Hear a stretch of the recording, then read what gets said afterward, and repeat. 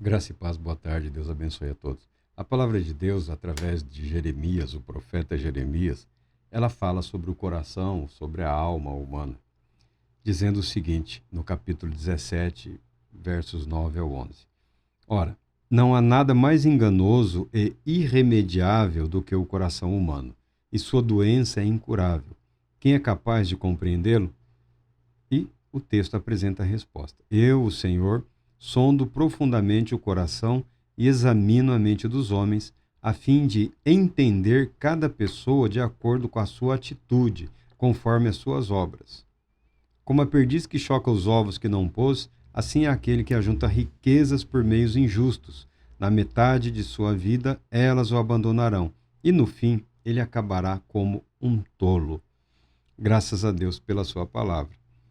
Olha, quando se fala do coração, quando se fala da alma, quando se fala de sentimentos e emoções, estamos falando de algo imaterial, totalmente inerente à condição humana. O ser humano se apaixona. Paixão significa sofrimento. O ser humano vive um sofrer intenso, em algumas ocasiões, por algo que não justifica aquele sofrimento. Em outros aspectos, em outros momentos, o ser humano suporta intenso sofrimento, a paixão, a dor intensa, por motivos que lhe são superiores e incrivelmente elevados, que a mente humana não consegue compreender. Sendo que por uma palavra ou um gesto a pessoa poderia ficar livre daquele sofrer. Então, em último caso, a decisão no que diz respeito ao agir continua pertencendo ao ser humano. É claro que algumas pessoas não gostam dessa palavra. Não gostam por quê? Porque implica reconhecer que, em último caso, nós somos os responsáveis por todos os erros e equívocos que ocorreram nas nossas vidas. Decidimos errado e precisamos arcar com as consequências. Ainda que uma força estranha, um mover estranho, um sentimento, uma emoção tenha tomado conta do indivíduo, ainda assim, a ação decorre do poder de decisão.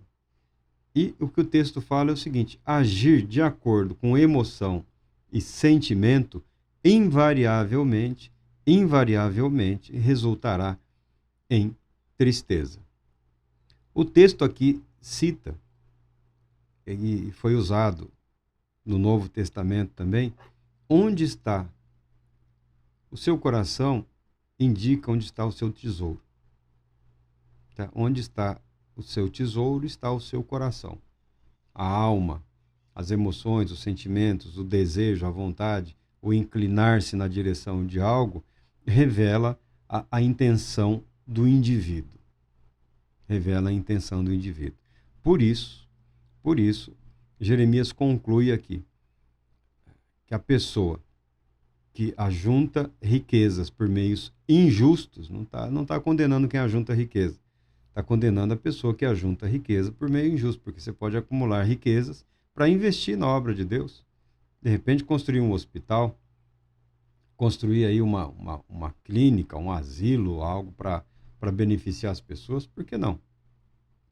De repente, você pode aí sustentar centenas de vidas com um empreendimento aí que vai resultar na geração de empregos, que vai melhorar a vida de outras pessoas. Qual é o problema? Qual é o problema? O que a Bíblia condena é aquele que age por meios injustos, que acumula riqueza por meios injustos, exemplificando o máximo do indivíduo levado pelas suas emoções, pelos seus sentimentos, ou seja, aquele que se deixa levar pelo seu coração, cuja doença é incurável. A doença incurável é o pecado. A doença incurável é o pecado. Estudando a natureza humana, a estrutura humana, alguém entre os judeus propuseram que na mente humana, na alma humana, como parte da natureza espiritual do indivíduo, há como que um lado sombrio, né? Um lado obscuro, que contraria em muitas ocasiões, o que nós sabemos, o que é correto, o que é certo, o que é justo, o que é verdadeiro.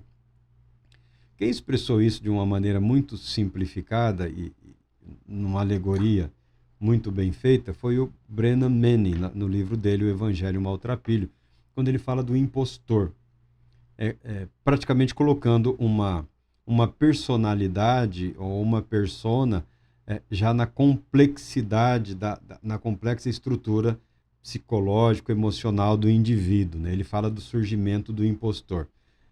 Interessante, o Manning, eu estou falando o nome que ele usa nos livros, né?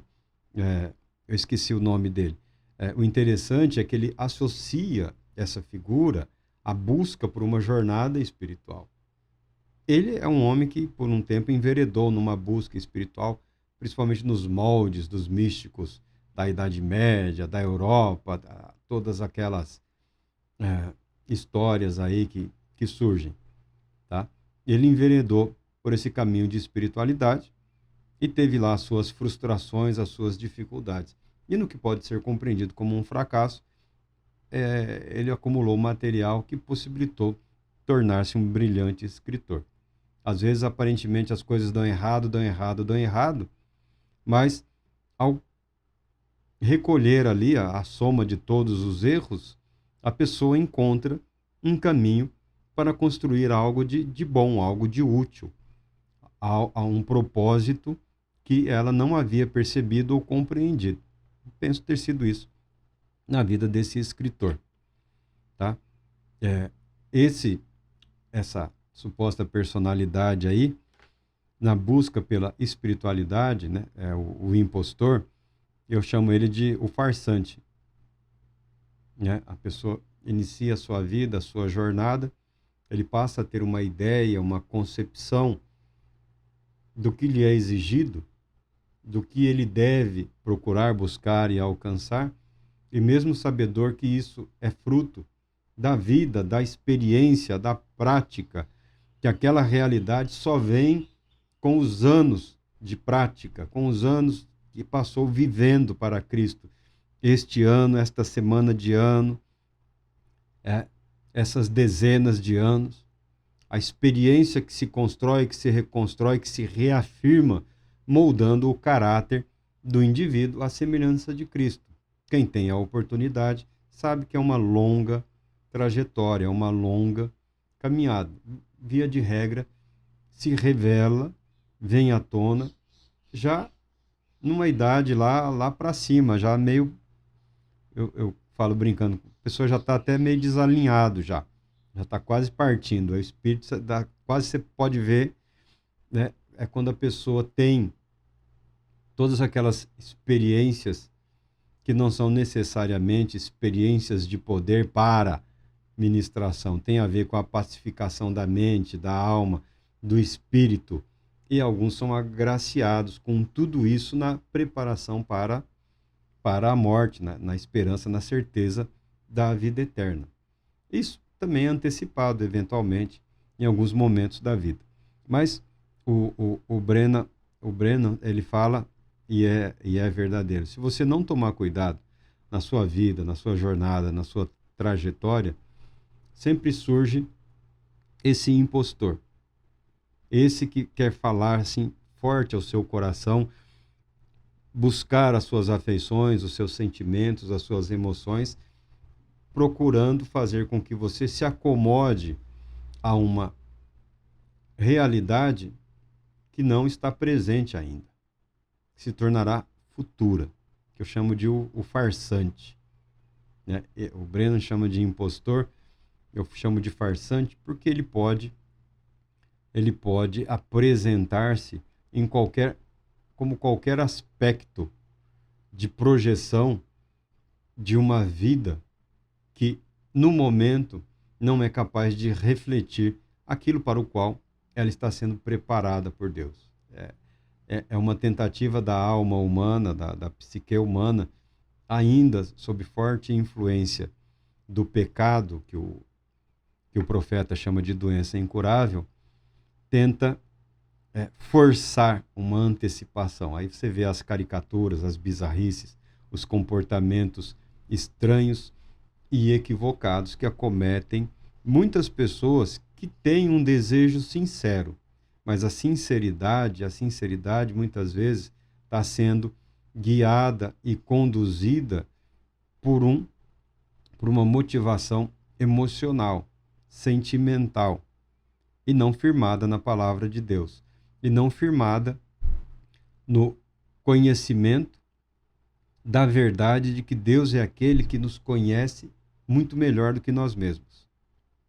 Deus nos conhece muito bem e Deus compreende cada pessoa individualmente, sabendo, discernindo quais são os propósitos do que a pessoa realiza, da ação realizada, e quais as motivações que o levaram a agir daquela maneira. Ou seja, Deus não tem como ser enganado.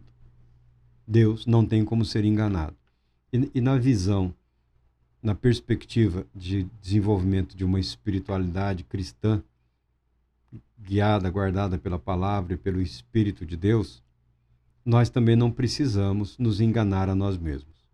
Quanto mais verdadeiros formos conosco, quanto mais verdadeiro eu sou comigo, quanto mais verdadeiro você é contigo, mais oportunidades se criam para aquele que conhece toda a verdade revelar a verdade de Cristo em nós e através de nós.